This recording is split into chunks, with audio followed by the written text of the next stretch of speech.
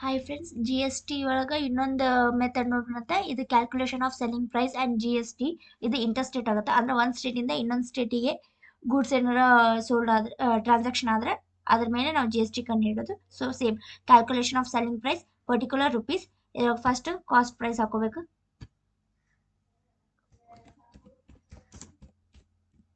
Cost price ಎಷ್ಟೈತಿ?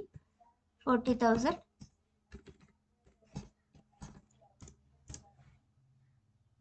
Next one plus ಇದು interstate ಆಗುತ್ತಲ್ಲ, ಅದಕ್ಕೆ only I G S T.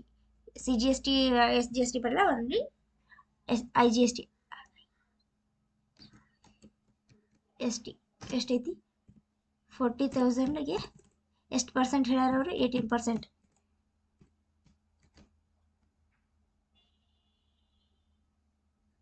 40,000